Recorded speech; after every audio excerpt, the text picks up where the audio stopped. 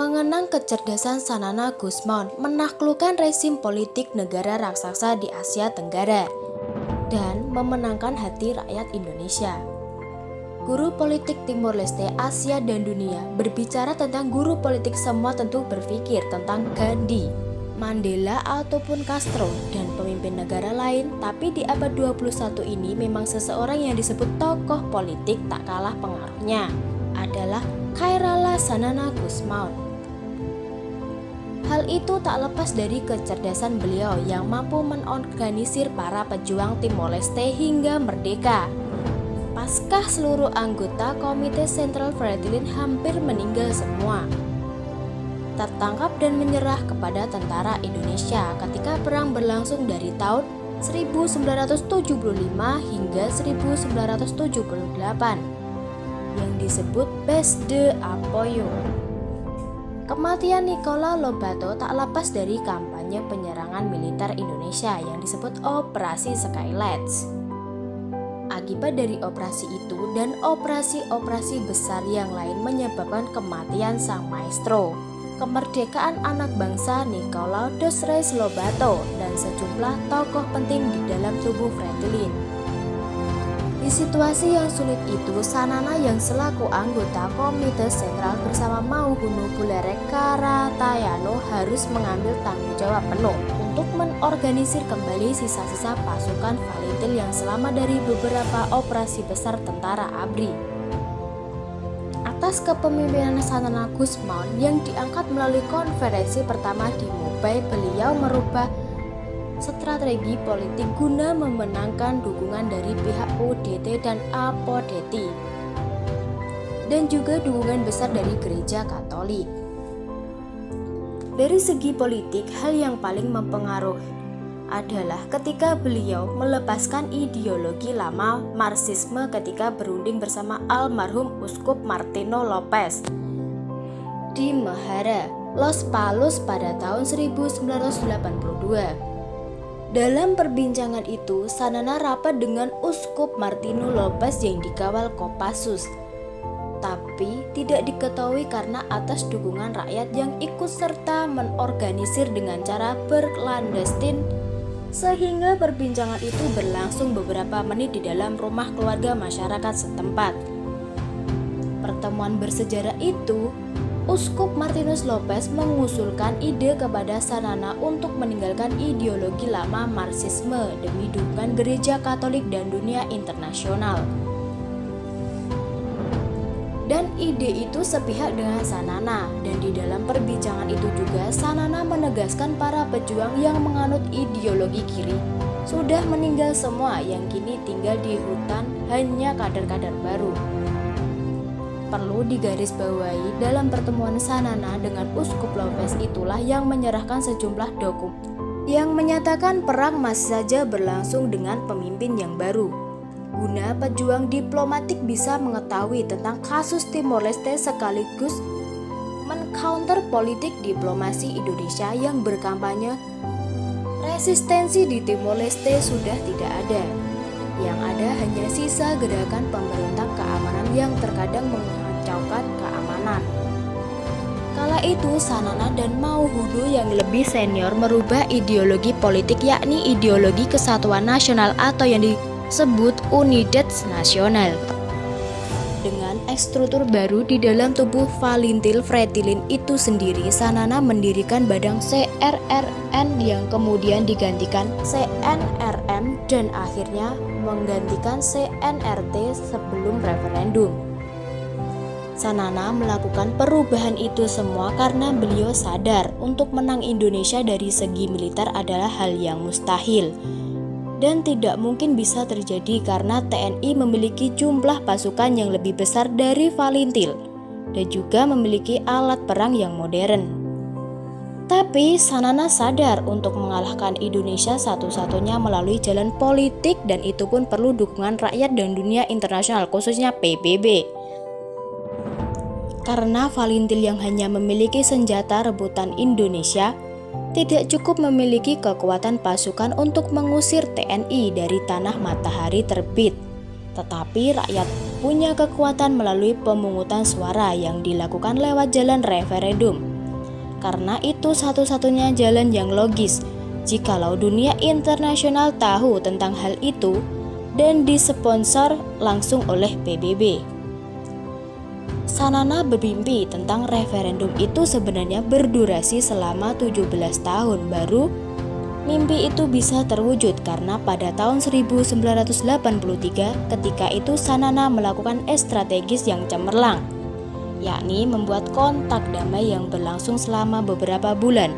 Kala itu Sanana dengan pasukannya langsung berunding bersama Komandan TNI, Kolonel Purwanto, tepatnya di Larikutu. Perundingan itu terjadi beberapa kali sehingga di meja perundingan Sanana menyerahkan sejumlah dokumen yang berisi tentang politik referendum yang harus dilibatkan kedua negara, antara lain Portugal yang selaku bekas potensi administrasi dan Indonesia yang selaku potensi penghuni. Meskipun kala itu TNI menjanjikan hal-hal yang manis, guna Sanana sama pasukan Valintilnya harus menyerah dan segera selesaikan masalah Timur Timur.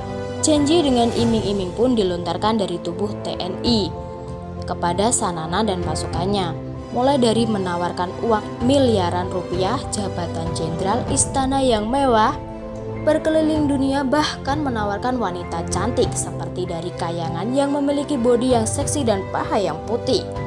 Tapi syaratnya Sanana harus menandatangani untuk menyetujui rakyat Timur Timur jadi bagian dari NKRI. Tetapi itu semua tidak menggiurkan Sanana Gusmaon dengan pasukannya karena kontak damai yang melibatkan juga Gubernur Timur Timur Mario Viegas Carrascalaon itu tidak berlangsung lama. Dengan kesempatan itu Sanana justru sebaliknya merancang strategis untuk mengangkat bersenjatakan Hansip atau yang dikenal dengan Levantamento Armada. Levantamento Armada atau mengangkat bersenjatakan Hansip ini terjadi di mana-mana, sehingga membuat TNI kerepotan dan ketakutan karena beberapa tentara orang asli Timor Leste itu sendiri yang bekerja sama dengan Valintil dan mampu menghancurkan pos-pos TNI hingga merampas senjata-senjatanya guna mensupport pasukan pejuang kebebasan. Melalui Levantamento Armada itu, Valintil mampu merampas ratusan pucuk senjata, pakaian, dan makanan. Setelah kontak damai, Valintil lebih ganas karena memiliki senjata yang banyak dan jumlah pasukan pun menambah dengan beberapa militer yang keluar dari tentara Indonesia. Hal itu membuat Valintil merasa bangkit karena strategi baru dari Panglima Peran Valintil itu sasaran sehingga menewaskan ratusan TNI dan merampas banyak pucuk senjata sehingga 1987 setelah TNI merubah strategis gerakan perlawanan yang meredup pergerakan Valintil. Pada tahun 1987 demi politik kesatuan nasional itu benar-benar merangkul semua pihak. Maka Sanana juga melakukan despartidarisasi Valintil dari Fretilin, yang artinya Valintil menjadi pasukan nasional rakyat Timor Leste, bukan lagi hanya pasukan dari partai Fretilin, karena sebelumnya Valintil itu adalah pasukannya Fretilin. Atas karisma dan visi Sanana Gusmaon melakukan politik kesatuan nasional itu sendiri, dari pihak UDT dan APODETI pun sedikit demi sedikit mulai simpati dengan pasukan perjuangan nasional. Hal itu berdurasi hingga beberapa tahun. Sanana pun merancang demonstrasi yang terjadi di Dili guna menyambut kedatangan anggota parlemen Portugis yang siap berkunjung ke Timor Leste demi dunia internasional tahu tentang masalah Timor Leste dan Indonesia. Demonstrasi itu menyebabkan tragedi yang dikenal dengan tragedi 12 November 1991 di Santa Cruz yang mengorbankan lebih dari 200 jiwa pejuang pemuda-pemudi Timor Leste. Tragedi itu sendiri direkam langsung oleh seorang jurnalis barat yang bernama Max Stell. Rekaman video itu tayangannya muncul di stasiun TV internasional sehingga Indonesia pun kalah dalam politik internasionalnya yang selama belasan tahun menutup ke mata dunia internasional. Khususnya kampanye-kampanye dari Menteri Luar Negeri Indonesia, Ali Alatas, yang selalu menyampaikan di arena internasional bahwa Provinsi Timor Timur itu diberi otonomi spesial dengan hak-hak istimewa, tetapi justru sebaliknya melakukan tindakan-tindakan yang tidak manusiawi. Atas kejadian 12 November itu, dunia internasional pun bersuara keras dan diberi tekanan politik yang tegas terhadap negara Indonesia, khususnya rezim Orde Baru yang melanggar hak asasi manusia yang fatal di negara Timor Leste. Berkelanjutan dari situasi itu hingga Sanana ditangkap pada tahun 1992 lalu dipenjarakan. Memang Sanana dipenjarakan selama 7 tahun di Indonesia, tetapi pemikiran politiknya tetap berjalan hingga tahun 1999. Mimpi untuk referendum itu benar-benar jadi kenyataan. Hal itu tak lepas dari dukungan beberapa pihak dari UDT, APODT, dan orang-orang independen yang kepengen merdeka. Selain itu, Sanana juga dapat dukungan besar dari beberapa solidaritas internasional, pejuang politik, diplomatik Timor Leste, dan komunitas internasional, pejuang klandestin dan rakyat Timor Leste. Melalui politik kesatuan nasional itu sendiri, pada tahun 80-an di luar negeri, pemimpin diplomatik Abilio Araujo juga memulai politik konferensi nasionalis yang merangkum tokoh-tokoh UDT dan APODT guna mempersatukan ideologi dan keinginan untuk bisa mewujudkan referendum di Timur Timur. Alhasil dari dukungan semua pihak, baik dari Valentin Dihutan, pejuang diplomatik, pejuang klandestin, pemuda-pemudi Timor Leste, dan rakyat Timor Leste, maka Timor Leste pun berhasil melepaskan diri dari NKRI melalui referendum yang diadakan pada 30 Agustus 1999. Perlu dicatat, hal yang menarik dan membuat dunia juga terheran-heran dengan Sanana Gusmaun adalah ketika beliau melakukan politik rekonsiliasi dengan pemerintah Indonesia pada tahun 1999 hingga 2000-an. Dan secara diam-diam Sanana juga memberi undangan khusus kepada Presiden Indonesia Megawati Soekarno Putri menghadiri di acara restorasi kemerdekaan Timor Leste pada tahun 2002. Dengan politik rekonsiliasi itu sendiri, Sanana tidak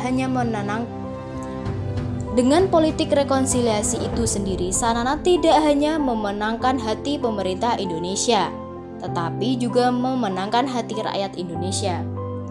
Karena bagaimanapun rakyat Timor Leste dan Indonesia adalah orang tak berdosa yang sama-sama menjadi korban dari rezim Orde Baru.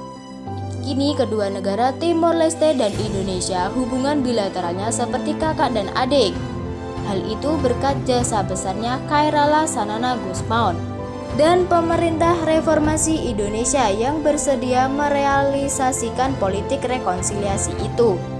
Demikianlah kisah tentang kecerdasan Sanana Gusmaun yang mampu memenangkan hati pemerintah dan rakyat Indonesia.